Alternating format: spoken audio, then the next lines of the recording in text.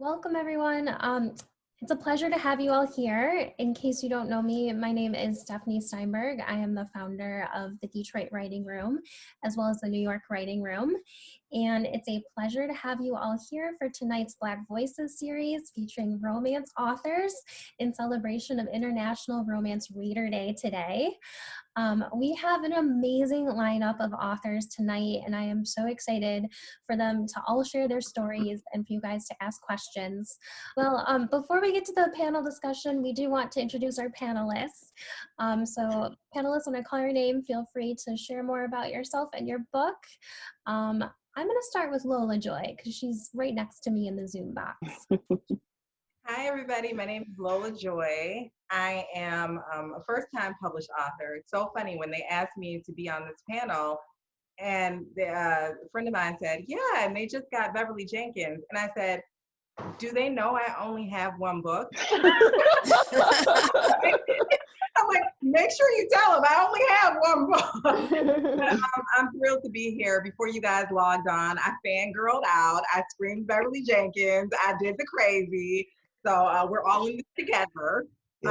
I'm a native Ann Arborite. I am from Ann Arbor, Michigan, and I'm an attorney by trade. And so funny, I have appeared in front of Judge Marilyn Atkins early on in my career, many, many years ago. Not as Lola Joy. I had another name. We'll talk about that later, Judge. But yes, I did appear in front of her at 36th District Court. So I've had a very varied life. And now here I am, all these years later, writing romance, which, you know, if novels are food, romance is spice, and man shall not live by food alone, but by spice. Very proud to be a romance author. Love it. Love it. Welcome, Lola. I love the yellow too. It's so fun. But I'm a Spartan. Don't get fooled by the yellow and blue. It's not a thing. I love you even more now. It's gonna be a fun evening, folks. Let's go to Sylvia, who's in purple, which is my favorite color, actually. Okay, so I am a Detroit native. I've written over 50 books. I am a romance suspense writer, and I usually say I'm bad on paper so I can be good in life. That's awesome. Love it. And you're also the Motown. Do you want to talk about the Motown? Yes, I'm the founder of Motown Writers Network, which has been established since 2000, since I have been a writer. And we help writers get to their literary goals, and we connect readers to Michigan authors. Nice. So we've been helping to publish thousands of books and just connect readers to more authors in Michigan that we just love. So. Awesome. Thanks, Sylvia. How about let's go to Eliza next. Oh, hey, I am Eliza Mann. I write contemporary romance. I'm doing a little shift to fantasy with romantic elements, it seems now. I'm from Georgia. I moved to Detroit when I was 8 years old. So I'm a East Side Detroit girl, you know, through and through. Live in Troy now, but still East Side. And I'm just thrilled to be here. Thanks, Eliza. Let's go to Tana. Hey, everybody. I'm super excited to be here too. Fantastic group of women, and I look forward to hearing what everyone has to say about writing, especially because I am relatively new to the whole full-time author experience. I spent at least 15 years as an attorney, many of which I spent as a criminal defense attorney, handling homicides and other kinds of cases that were really kind of dark and violent. And I went to the exact other side, which is fantasy and romance. And I think that was probably, I don't know, a cure or a balm for the torture and hell of being in the criminal justice world. My first book is coming out this year. I've been writing for 1 year, and in this year I've done a TEDx talk.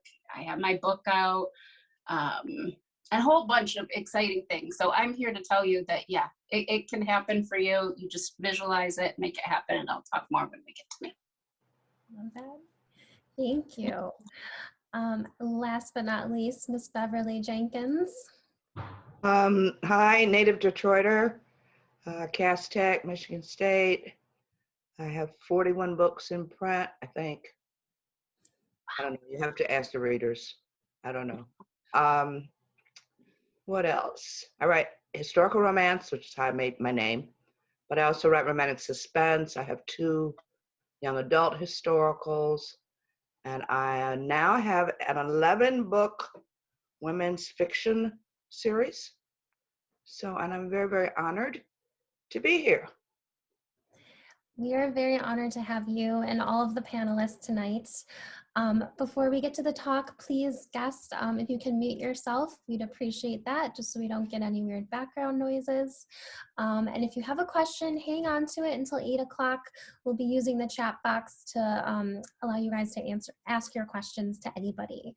So with that, I'm excited to turn the Zoom over to Coach Elizabeth Ann Atkins, who is one of our fabulous writing coaches at the Detroit Writing Room and an author herself, and just a wealth of knowledge when it comes to the publishing industry.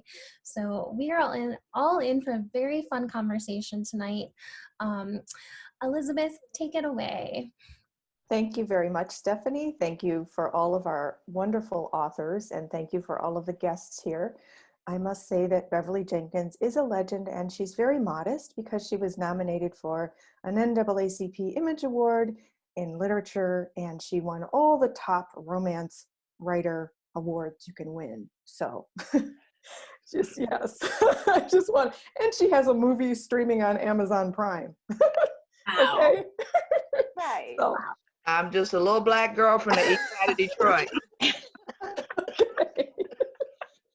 Well, it's an absolute honor to know you and to be here with you. And so let's dive right in because there's so much wisdom here. The first question is about writing.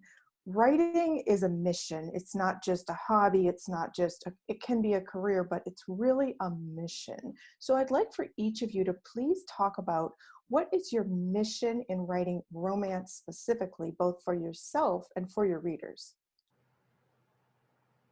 And let's start with Sylvia Hubbard. We're going to go in alphabetical order with each author. Sylvia? So I would say my mission has always been to find the struggle and love within us and love ourselves first, and then accept the love that is given to us in a partner. I think I did learn, actually I learned this from Miss Beverly Jenkins, because she was the first Black writer I had ever met. And she sat and talked to me for 2 hours. I remember that. Every word you said just recorded in my mind.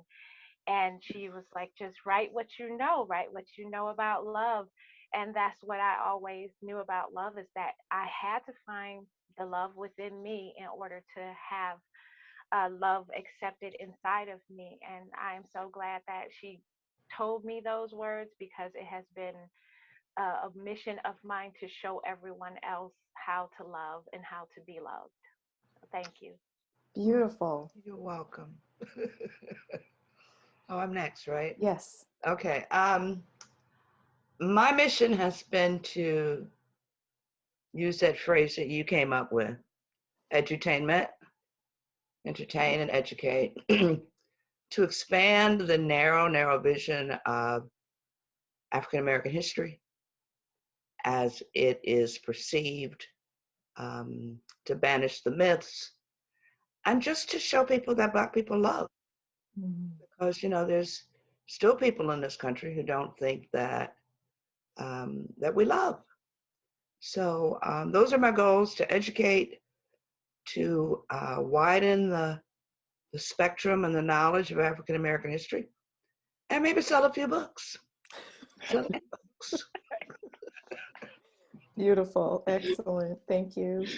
Tana Jenkins? You know, Ms. Bev kind of answered she gave my answer. I was going to say my mission is to offer an expanded understanding of Blackness and an expanded understanding of Black love. And like she said, so many people, when I was in the criminal justice system, I had people say to me a couple of times that Black people were more suitable to prison because we were innately more aggressive and innately more violent. And when I write, my mission is to write a book and create a character that might one day end up in the hands of prosecutors and sheriff's officers who thought like that, and might kind of like weave into their minds and alter their subconscious. And that's my mission. Yeah. Wow, that's powerful, very powerful. Thank you, Tana. Thanks. Lola Joy? God, I'm after that. Oh, geez. Okay. Of course, I'm the other lawyer. I'm not a criminal lawyer. I'm a civil lawyer, so I don't have anything interesting like that. But okay, so we're a small group, so I'm gonna be honest, because you may have already heard it when I did my interview with Elizabeth. My initial mission when I started writing was not to divorce my husband and not to kill my kids. I was on a purely cathartic mission to I was after baby number 3. I was at home.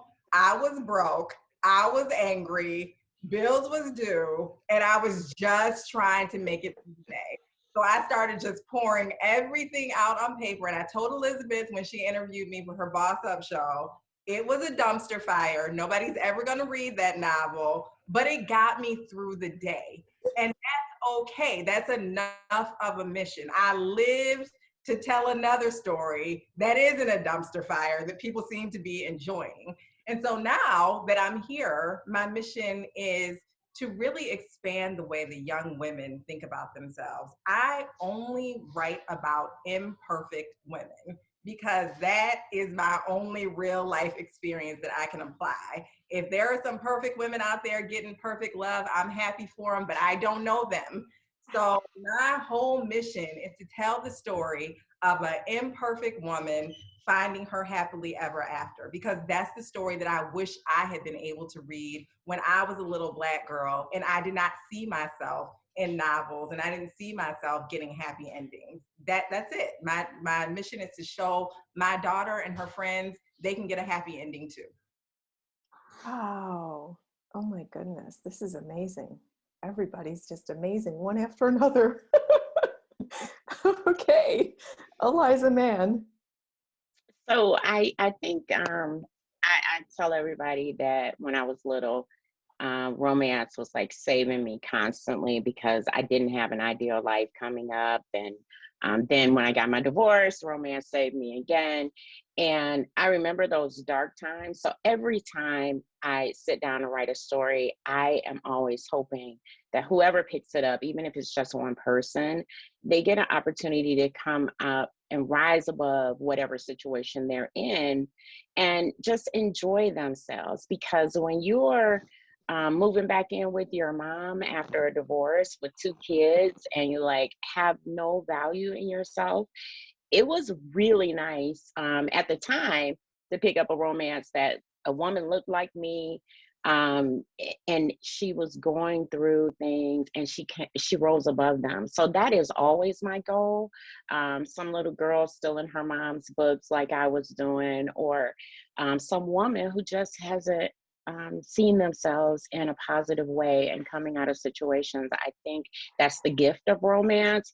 It probably happens in other genres too, but not like romance. So that is always going to be my goal. Beautiful, beautiful. Wow. So each of you has a very powerful mission, but in order to share the message, you have to understand the craft of writing. So can each of you please talk about your writing style and your schedule, how you sharpen your craft, and your top tip for aspiring romance authors? So let's please start with Sylvia Hubbard. It's weird going first because, like, in school, I never went first, so this is weird. Everyone else. So my writing style, I would say, I really couldn't say. I'm more of save the cat kind of writing style, where I'm trying to, first I kill it, then I go try to save it.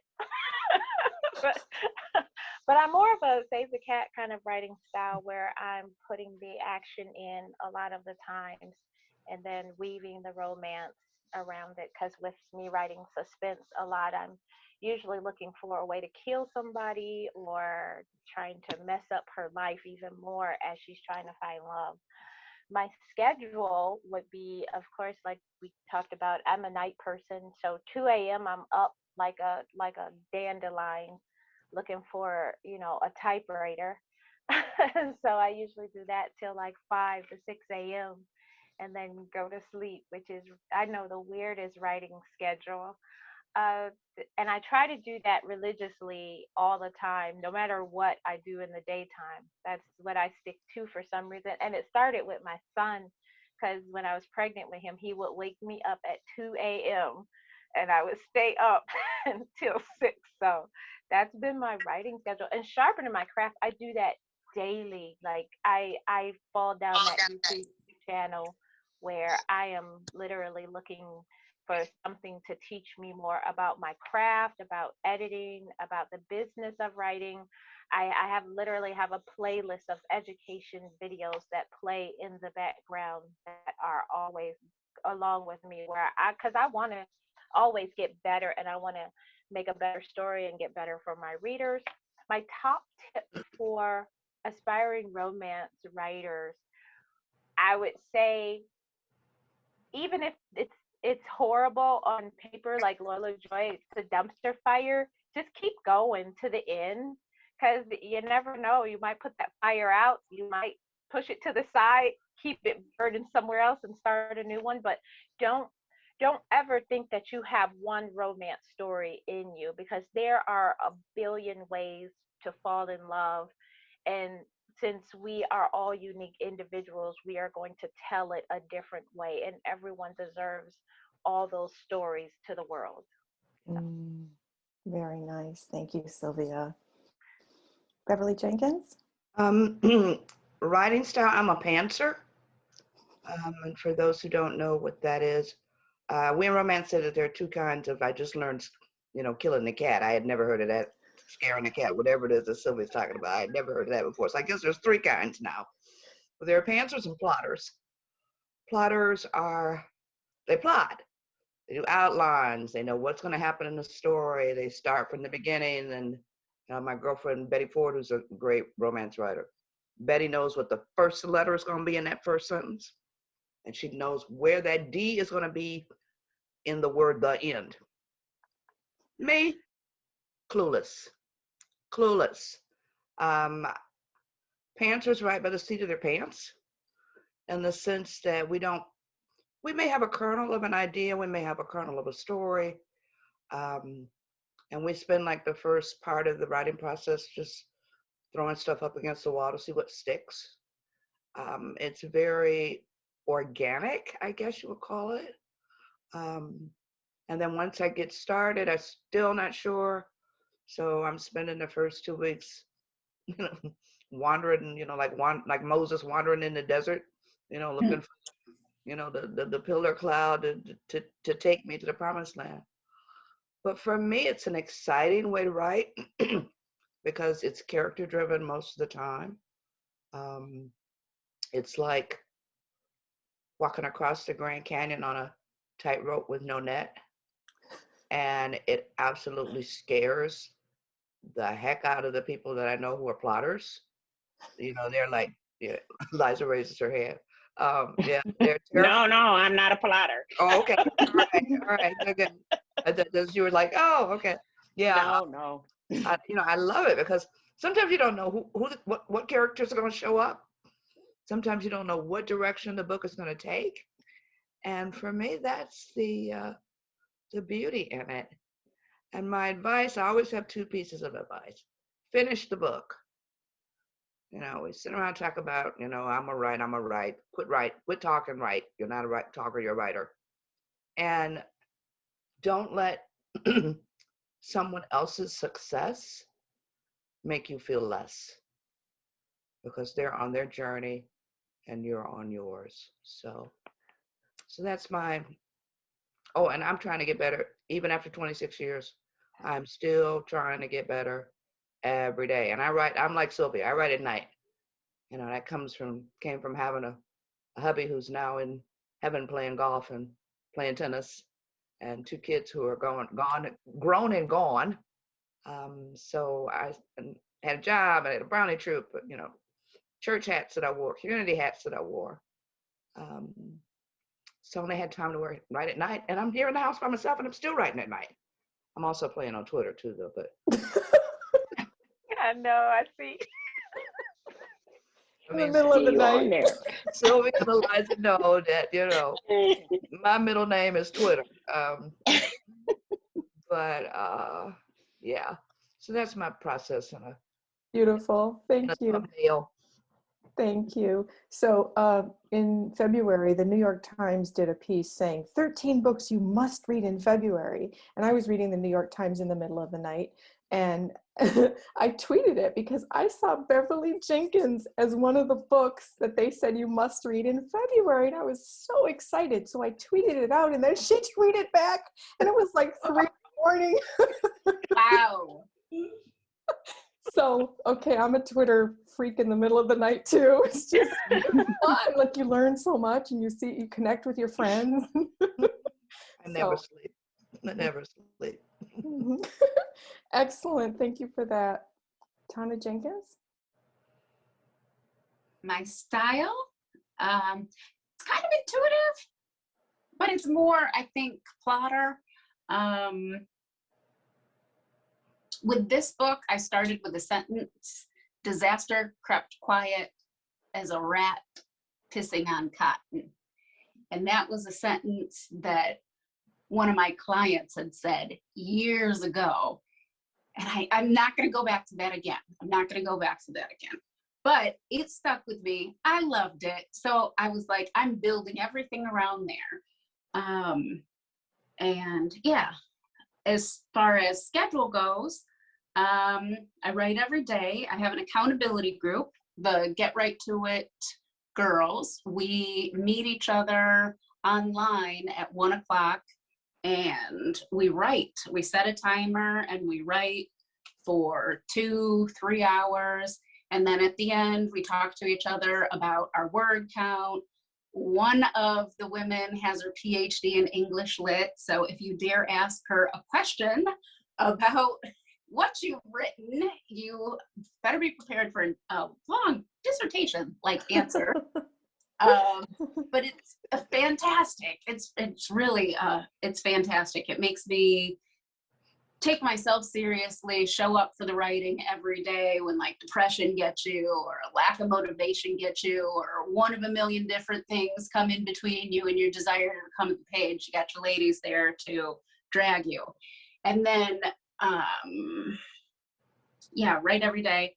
I write more than just outside of our accountability group, but I definitely show up to the paper and to myself every day. And then my tip is just let yourself write, you know, like your first draft. I'm a firm believer of just letting yourself get it all out there, not editing yourself, canceling that little bochinchera voice in your head that might be telling you that you're not enough and it's not enough and what about this, and just write it. Just put it all on the paper and fix whatever in editing. So that's it. I love that. That's awesome. Excellent tips, everybody, that you're offering. Thank you. Lola Joy. So again, I'm on book number 1. So I want to gas you and make you think that I have something really deep to say, because I'm still figuring it out. If there are 2 styles of writing, panzers and plotters, I'm pandemic, because that's the first book. There was a whole pandemic and I had time to read the book. Because other than that, I was a full-time lawyer.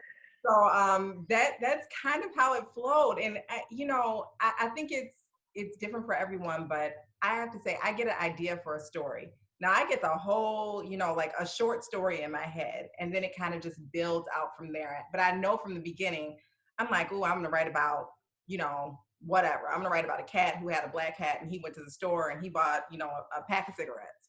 Okay, fine. And then I build everything from that general outline. So if there's a name for that, that would be my writing style. And I think if I would give a tip to someone, I would give the tip that I say about myself all the time. I write books that I want to read. So that way, if nobody else reads it, at least there'll be one person who was like, oh, that was good. You know, read my own book, leave my own review, like, oh, girl, you did that. I mean, it's good. yeah, but if you write it and you didn't even like it, I saw somebody said, man, I didn't even like what I did. Well, geez, that's terrible. Everybody else hated it and you hated it. You're 0 for 0. So yeah, I think that's my best advice. If you go back and you read it and you're like, yeah, I would have read that book. I would have bought that book. That I would have downloaded that. Then you did right by yourself. That's what Toni Morrison always said. That if Oh. there was a book, yep, you just quoted Queen Toni. She said, if there's a book that you want to read that hasn't been written, write it. I just Wow. say that Beverly Jenkins just said that I quoted. Great minds. Great minds.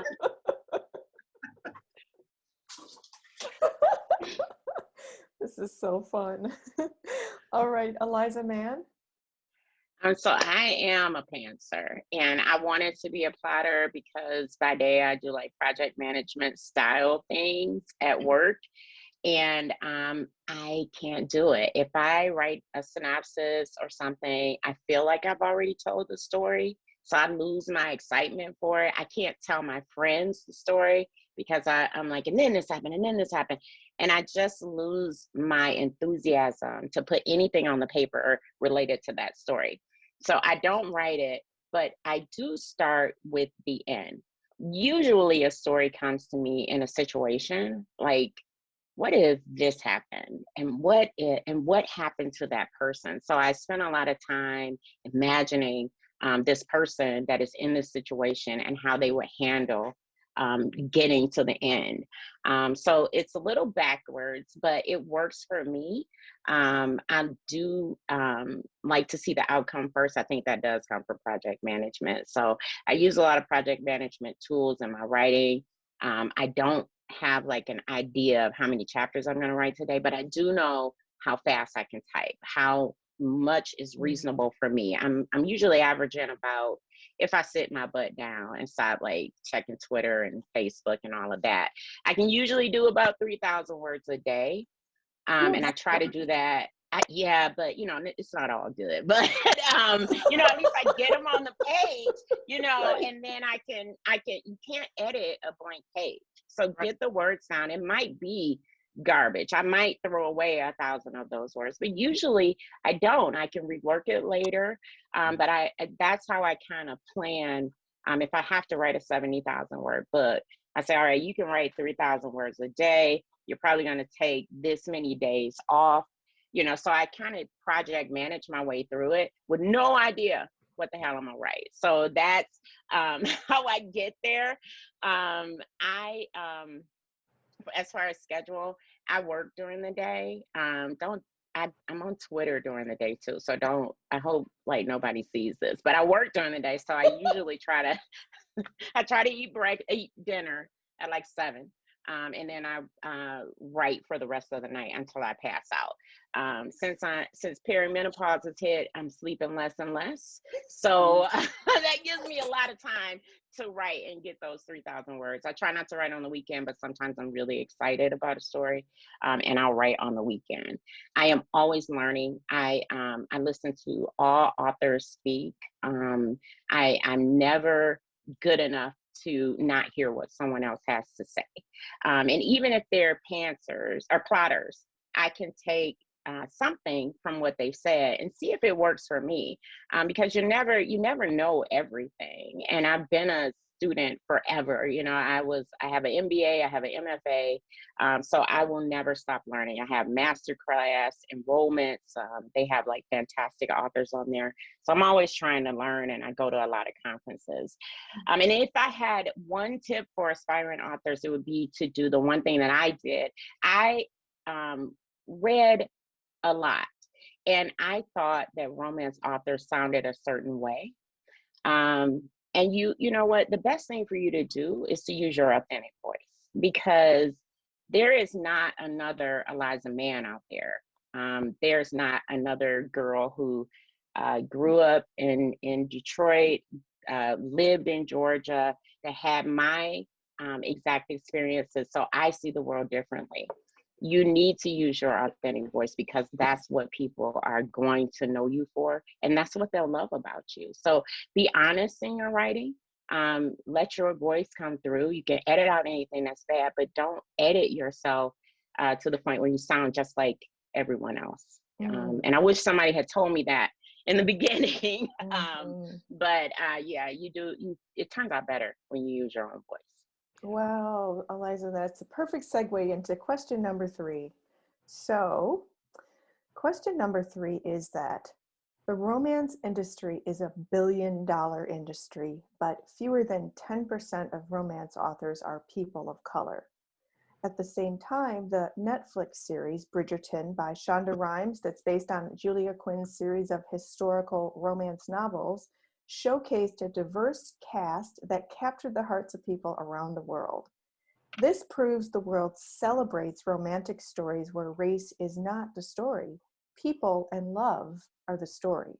So please talk about the importance of diversifying the romance industry and what we're aiming for. Does that mean, how do we measure the success? Bigger advances and more marketing for Black authors? More Black editors, more imprints devoted to stories about Black people, a publishing house that specializes in romance authors of color.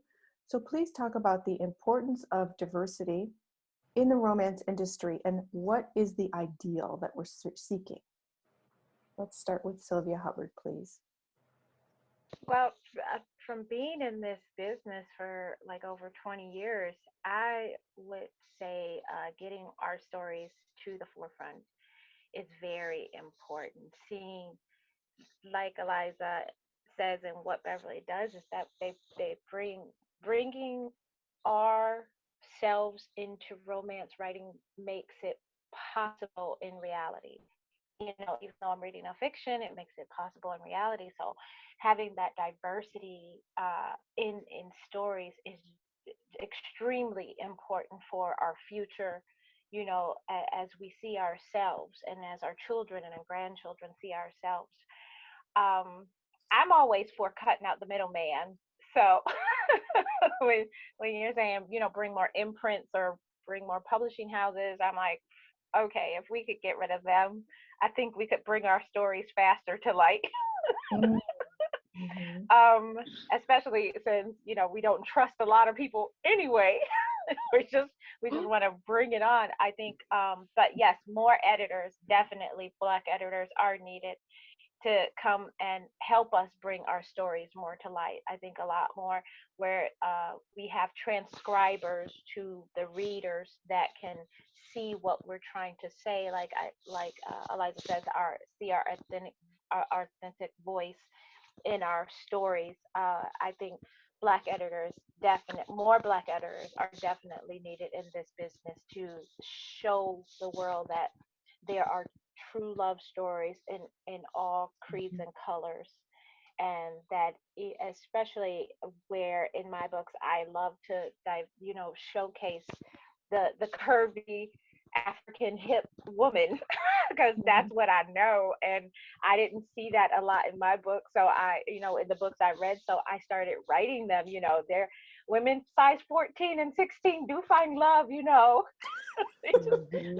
we don't just sit on the couch and watch stories all day and take care of our kids. So, and so I do love that, more stories are coming to light, and I hope more and more and more stories of the diversity that we go through, the struggles that we have, the problems that only come from, the African American community come to light and show that around all of that, love can be found. Beautiful. Thank you. Wow. Beverly Jenkins? Okay. I don't think it's so much a romance problem with the diversity. If we look at all of industry, Tech's got problems. Higher education has problems with opening up the table. But since 1950, all of the fiction that has been published, only 5% have been by writers of color, which is an abominable kind of statistic. We need more Black people in marketing. Like Sylvia said, we definitely need more people in editing. I don't know if a Black imprint, we've tried that. That sort of didn't work. It worked for a while, but when we had Arabesque. But I applaud the women who are doing this independently, because they have made publishing really take a really hard look at themselves and their practices and how much money they were losing. With these women who were very, very brave and very, very savvy, folks like Sylvia, whenever I do a workshop and I need somebody there to be my self-publishing wizard, I always call Sylvia, because she's so savvy and so knowledgeable.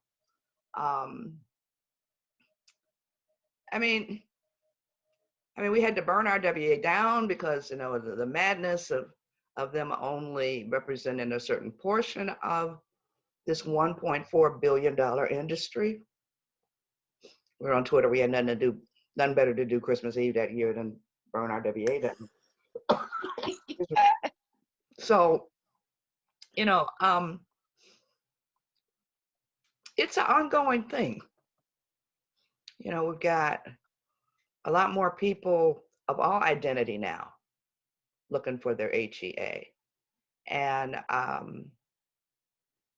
we could talk about this forever. And the whole Bridgerton thing, that's a whole different conversation, because it was not as smooth and as well perceived as some people may believe. So that's all I'm gonna say, because otherwise I'll be here. We'll be here till Tuesday with me. Switch code, code switching and all of that. So I'm gonna step back. But definitely we need more people of color in publishing. There. Thank you very much. All right, Tana Jenkins. Ms. Bev, you can take my time if you want to elaborate. Yes, ma'am. I know, because we could listen to her all day, like, oh, girl. For real. You go ahead and, we'll get together sometime and talk about the real issues with that whole thing. But, we're hoping that, it's so successful that it will open the doors for women of color. But, it's kind of messed up that we have to wait for someone else to open the door for people to take a good look at my historicals. I'm not gonna be, I'm gonna be. Don't be coy. Just put it out there. Yeah, it's like, why not?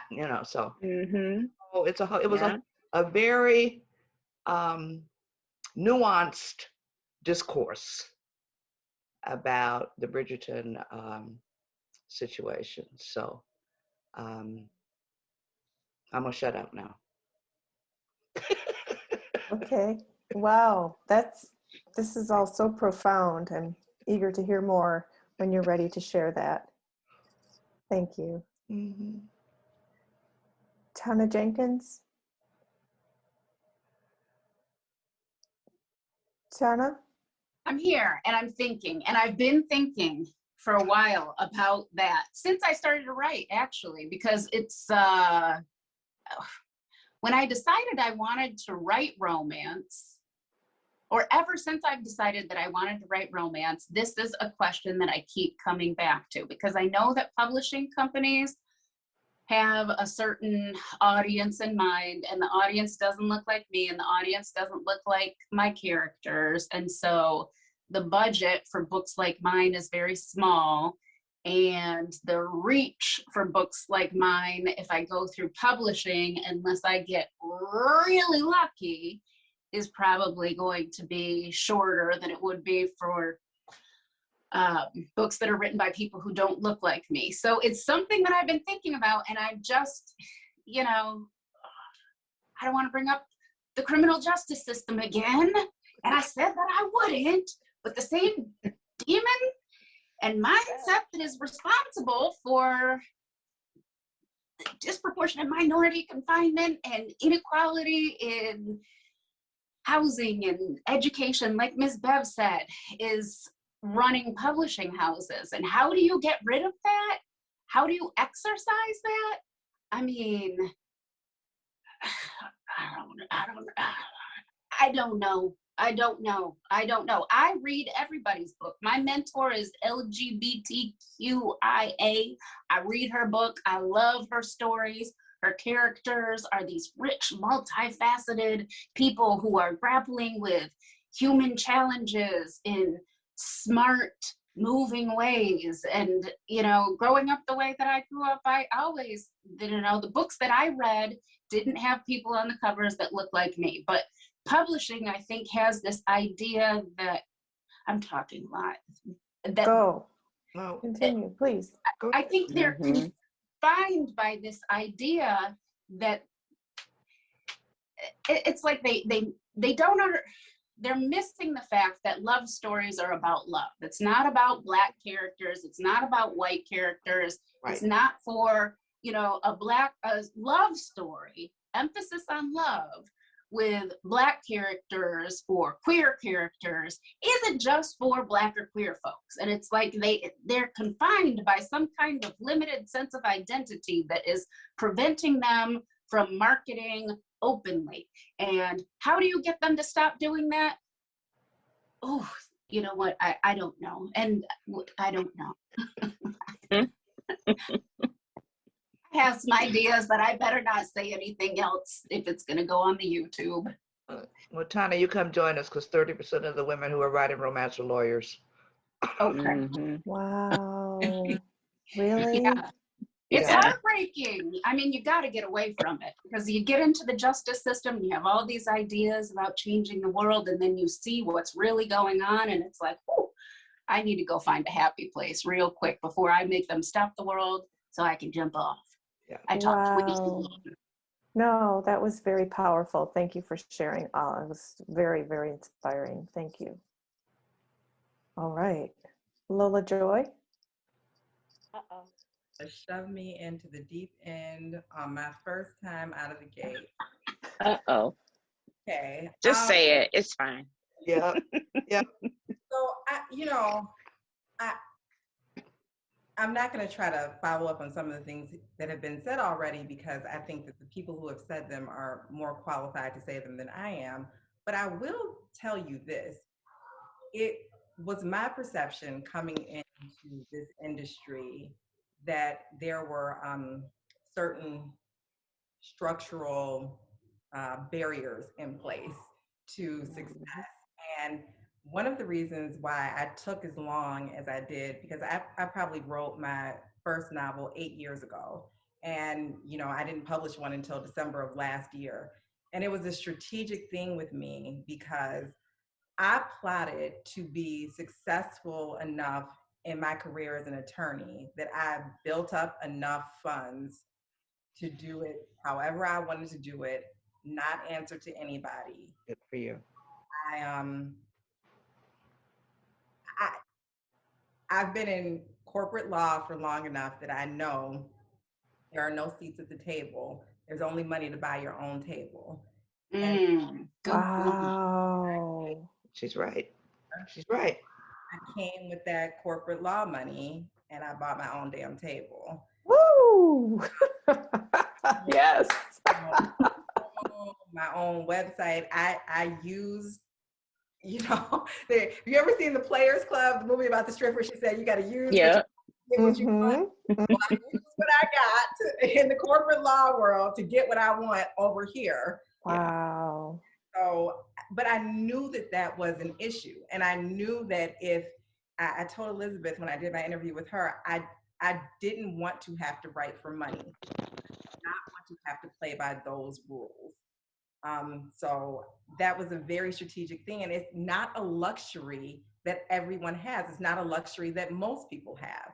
Most people don't have the kind of means to make the choices that I made. And that's why I think you see some of the inequalities that you see. Everyone doesn't have money to buy glossy book covers, and people do judge books by their covers.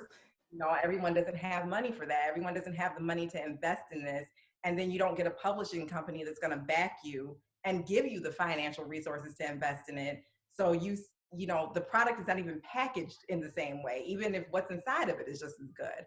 And again, I saw that on the outside looking in, just as a reader in this industry, and I was just determined that that was not going to be me. I think that it takes people like me who are willing to invest in others as well to kind of continue to turn this around. I've had a lot of women who have helped me and been there for me, both in my career as an attorney and now as an author. And I think that reinvestment is a huge thing. Once you get where you want to be, then you need to go back and get somebody else and help them to get there too. I think that we have to build our own empires, you know, whether it's ethnic minorities or you know, gender differences or, you know, whatever it is. I think that we have to start focusing on controlling the means of production. I think that that is how we diversify. Wow, very powerful perspective. Thank you so much for that. Woo, thank you. And excellent. Eliza Mann?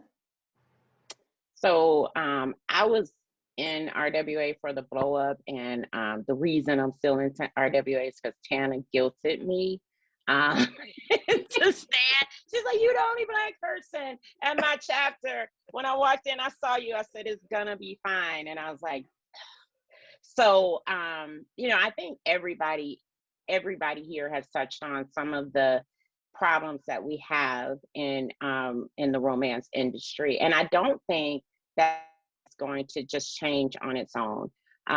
Like in most industries, I'm on the diversity and inclusion committee at work.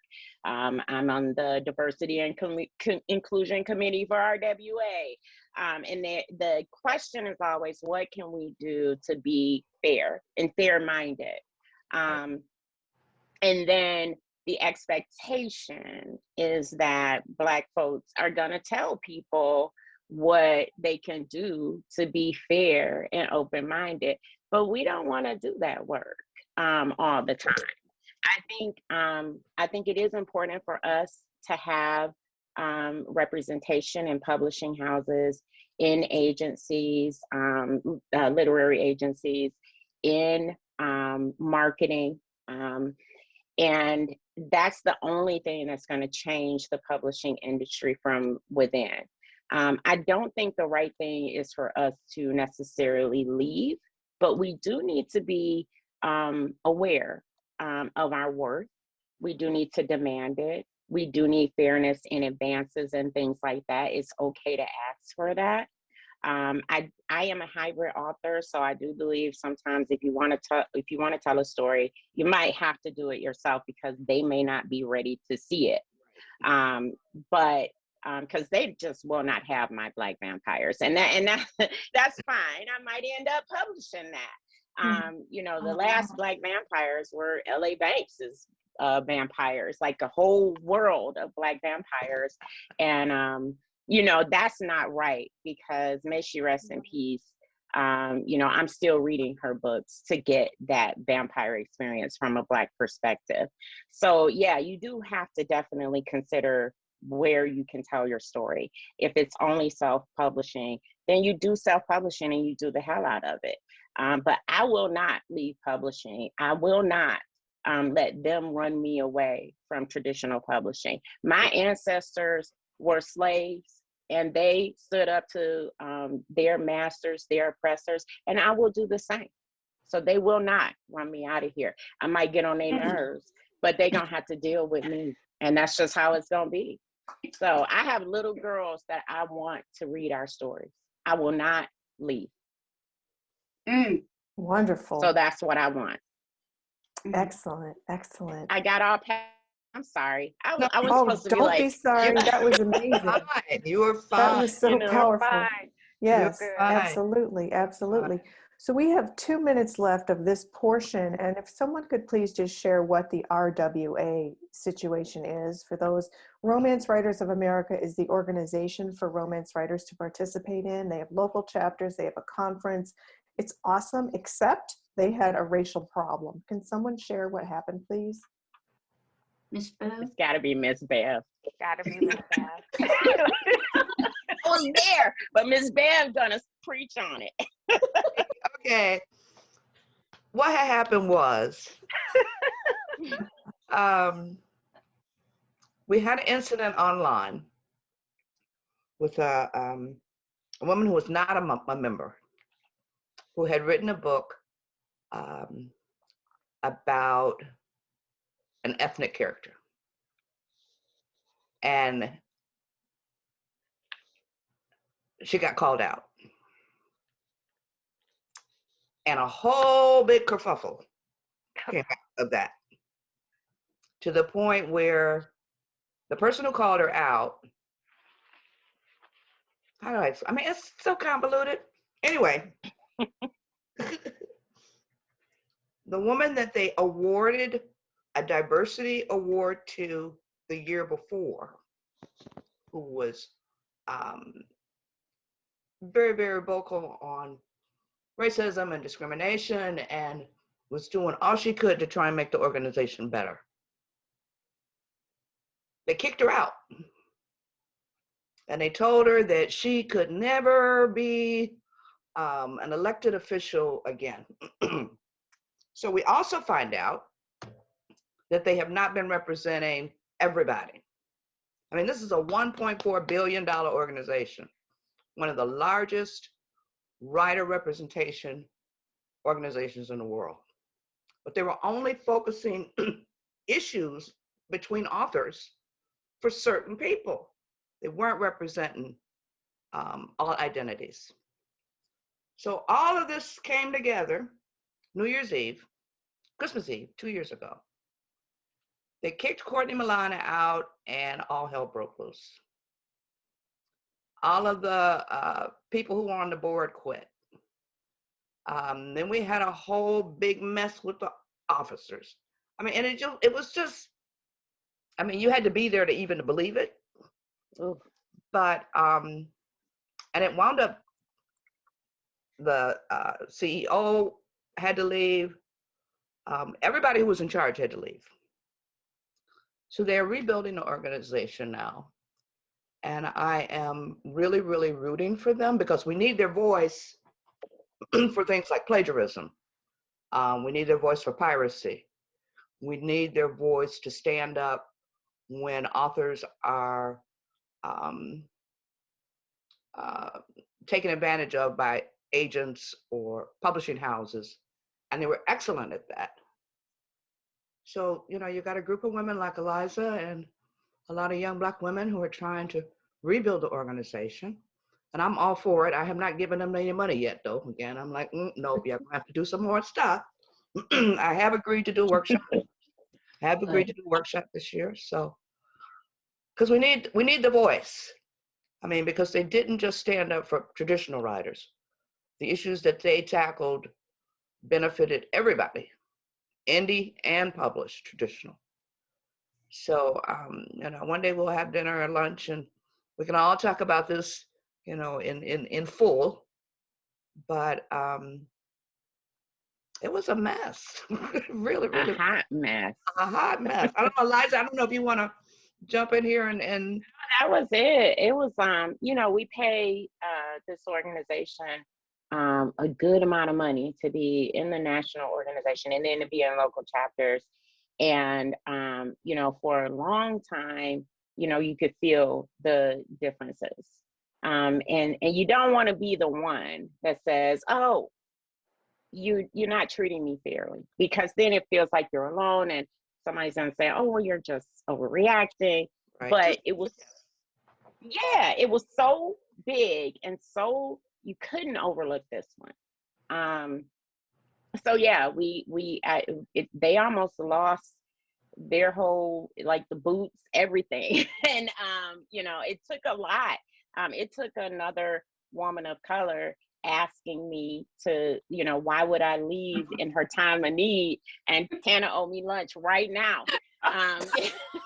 Because I was like, well, I don't want to leave her alone, especially when I know there's so many problems out there. Right. And yeah, so that was the reason I stayed. But yes, it's a mess, and they're still trying, and I really hope it works out.